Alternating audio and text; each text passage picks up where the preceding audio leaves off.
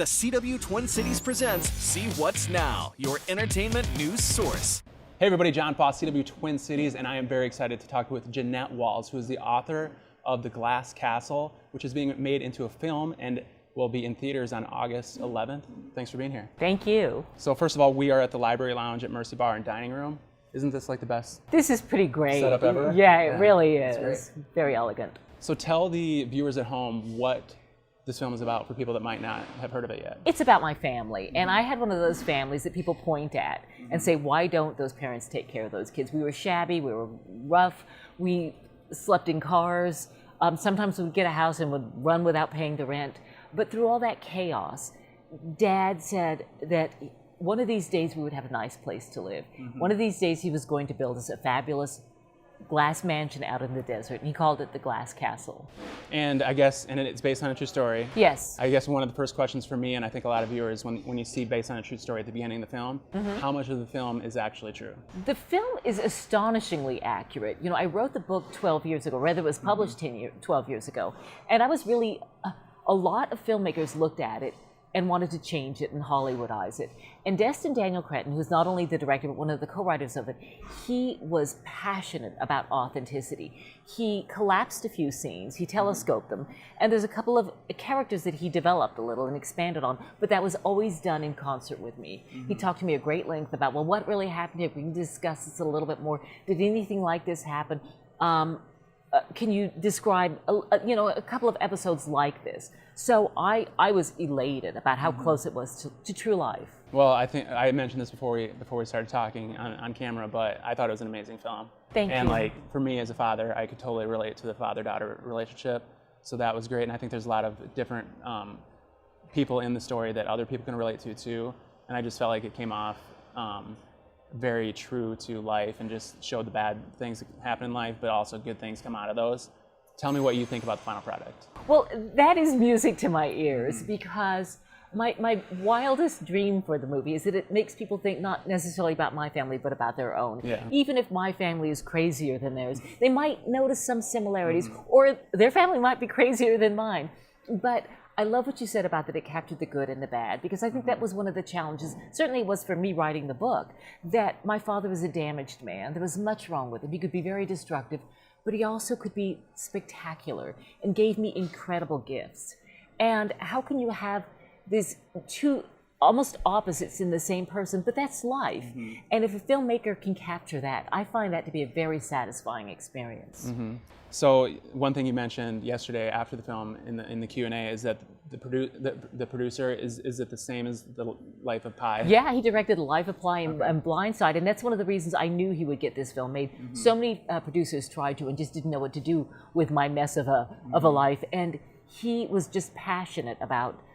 He wouldn't take no for an answer, and went out and hired this amazing director, Destin Daniel Cretton, who then went out and hired Brie Larson, who it just doesn't get any better than that. They had worked together on another movie called Short Term 12. After Destin had worked in a foster care system, he came out saying, there are no simple answers. And that's one of the ways that I knew that he was going to be the right person for this film. And they had worked together and really understood each other, but Brie Larson was phenomenal about getting it right. We spent time together, she observed me, picked up on things that I don't realize that I do, understood my voice, because I got a tin ear, and she heard me saying things in a way that I didn't hear. And she said at one point, I don't want to do anything that's going to invade your privacy or offend you. I said, honey, invade away. You know, this is all about getting at the truth. And I thought she was fearless, but also astonishingly compassionate. Yeah, I thought the line that kind of hit home the message of what I took home with the good and the bad of life and people was when your brother said he had his moments. Yeah. Because up to that, we saw a lot of the bad things he did. Yeah. But after he said that, it cut to a lot of things that we hadn't seen in the story yet, like when you went to college and you were having financial issues and he came there and helped pay for that. Exactly. And for all that he didn't do, he gave me a love of life, a high sense of self-esteem, a love of education, which I think is just so important. It's the great equalizer. But he also gave me the very important lesson of demon hunting. And it's very central to the movie. One time I thought there was a demon under my bed. So he went out to go get it. And it became this sort of game for us, chasing the demons. And for a long time, it took me a long time to understand that I was running from my demon. the thing is, if you run from a demon, it will chase you. And my demon was myself. It was my own past. And Dad gave me the tools and the courage to turn around and confront that. And he was absolutely right. You run from your demon, it will chase you. But if you can confront it, it can't hurt you. And what you got to do is either make friends with your demon or put it to work for you. Yep. That's cool. And Woody Harrelson, as you mentioned, played your dad. Phenomenal. Yeah, it was great. Like, I mean, just the emotions that you're feeling watching the film in the audience. Yeah, you get this emotional whiplash because he's so good and then he's so bad, but you can't help but love him. And I think it's so great that they got Woody Harrelson because he's got that irresistible character. You know, you just gotta like Woody Harrelson the same way that you had to like my dad. But beyond that, he got Dad in a way that was almost spooky.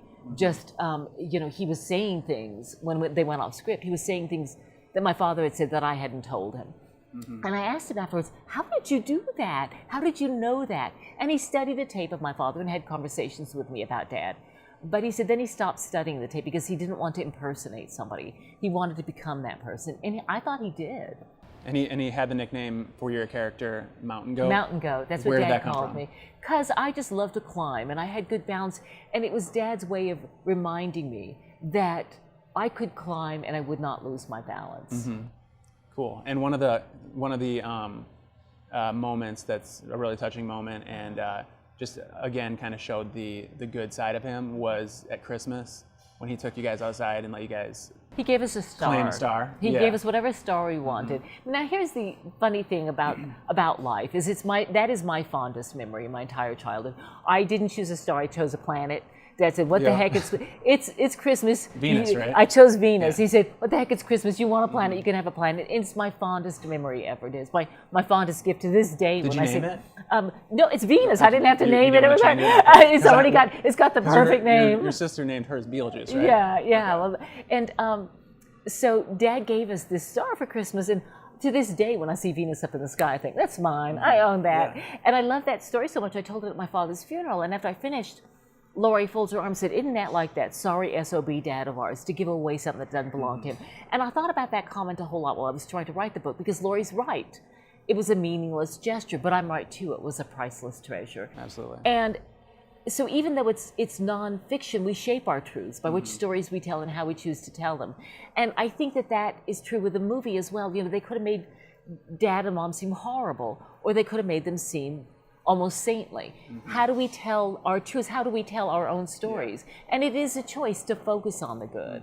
And I think the film did, again, do a great job of showing both of those sides because your father, he was an alcoholic. Yes. Tell me about growing up with that as It part of was your life. heartbreaking. Yeah, it was heartbreaking. Anybody who's ever loved an addict knows that they will just break your heart and you get your hopes up and then they break your heart again. And I tried to fix my father. And I thought that they captured one of those scenes brilliantly in the movie. I don't want to give it too much away, but little Ella Anderson, while she's trying to fix her dad, and she plays the middle Jeannette. It ripped my heart out watching this little kid trying to help her alcoholic dad. And he just couldn't, for all of my father's talk about chasing demons, his demons won. But the number of people who've come to me after this film and said, my father was an alcoholic too. Thank you for addressing it. Yeah. And I think there's a lot of us out there who are wrestling with somebody in this situation, who are in this situation themselves. Right. And what I hope that this film will do is help people confront their own demons. After, when you guys got older, you guys went to school. How often did your family, were you guys still a tight-knit family when everybody went off to school? Did you guys get together? How often did you see each other? When we all moved to New York together, first my older sister, then me, then my kid brother, then we sent for my kid sister. And we lived together for a while, okay. and then we just sort of tried to make things work. And I went off to school, but then in 1980, my parents followed us up to New York. Were you guys happy about that? I was really unhappy. Okay. I wanted for once in my life to just be known for who and what I was. I didn't want to be the daughter of the crazy drunk man or the crazy artist. And, Dad moved to New York City, became the town drunk, which is quite the accomplishment. And I literally told them on a couple of occasions, please don't tell anybody related to me. At this time I was going on television.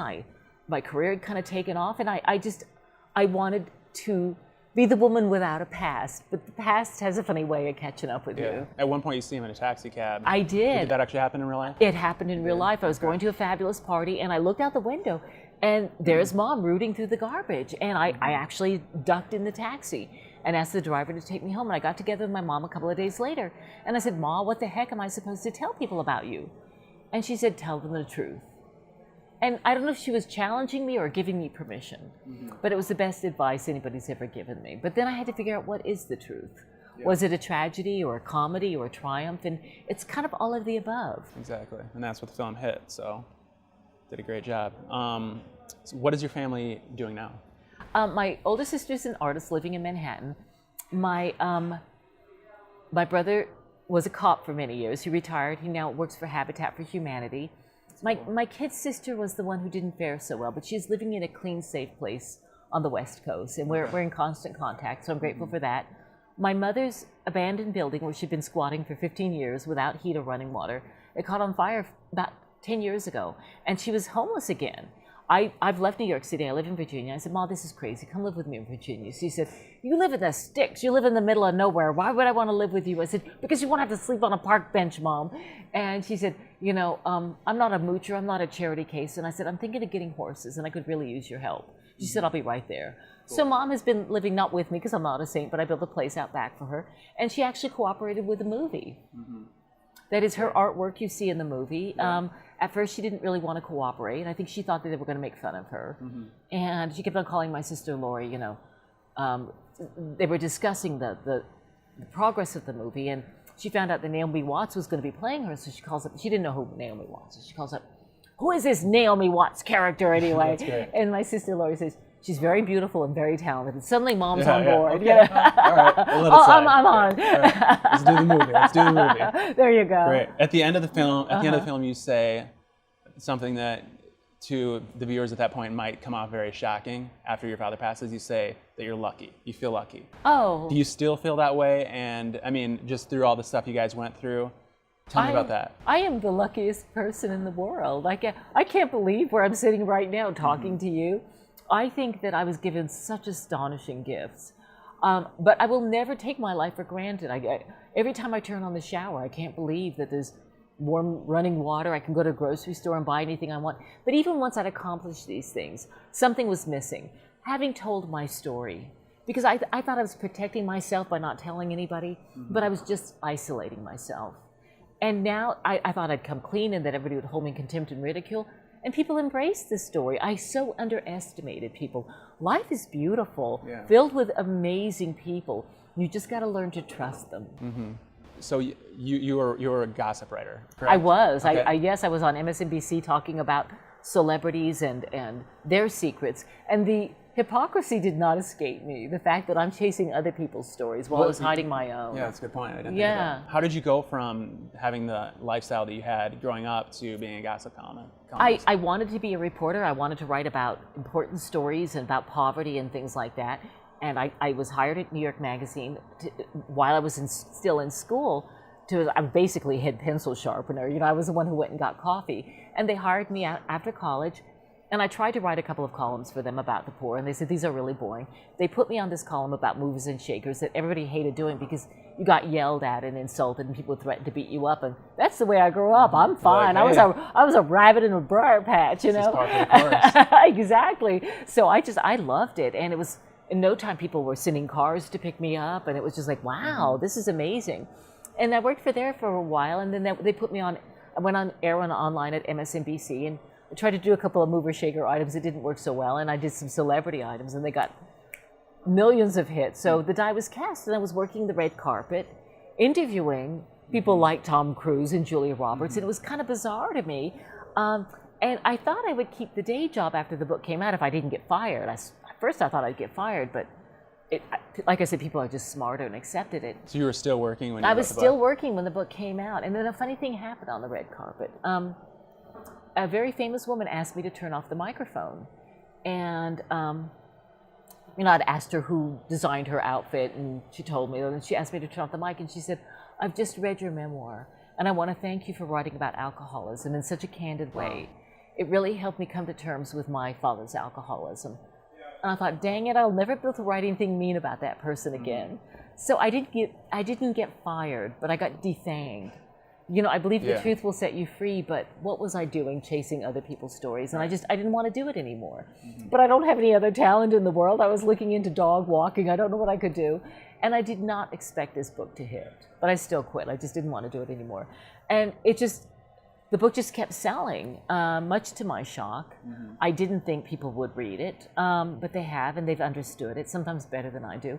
And it got optioned for a movie way on, and so I thought, well, maybe that'll take it somewhere. But then I came to terms with the notion it wasn't going to get made into a movie, and here we are. It worked out. So did you always know that you were going to write the movie, or when did you decide to write the movie? I didn't want to write the movie. I'm not a screenwriter. I'm not a script writer. I consulted with them on a regular basis, but this is not what I do. They were so smart. The guy who ended up directing it was the screenwriter, and he understands movies much better than I do. So I kind of deferred to him. Once I trusted him, I just said, here's the big mess of my life. You take it and turn it into a movie. And he talked to me every step of the way about which scene he was thinking of including, why he decided to delete a certain scene, and I was just in awe of him. He taught me a lot about storytelling, and took certain liberties with the book, but nothing that bothered me at all, because he explained to me, I need to set this in this town instead of this one, and here's why. And you're right, go ahead and do it. Okay. So after having spent the time on the set, I kind of wanted to work in the movies just because it was kind of magical, and everybody was working together so beautifully. It was like a Swiss clock with all these moving parts. It was also like 10-layer chess game with all this stuff going on. And everybody said, most movies aren't this wonderful. There was just no tension. Everybody, you know, the camera guys were crying during the shooting of it. And people said, this doesn't usually happen. Wow, that's awesome. Sounds like an amazing experience. It was. One last question. Yes. Will you build the glass castle? I think I already have. I think the glass castle was never about the house. I think it was about the hopes and the dreams. That being said, many people have sent me their plans, what they would conceive of. The plans have been long since lost, but students have been designing what they think the glass castle would look like, and I think I actually might go ahead and break ground on it. Really? Yeah, okay. I do. Wow, I do. that's amazing. Life's good. Well, thank you for being with us. Thank Love you. the movie. Thank you. Thank you so much. Appreciate you Thank talking you. with us. Thank you. It's been my joy. The Glass Castle is in theaters August 11th.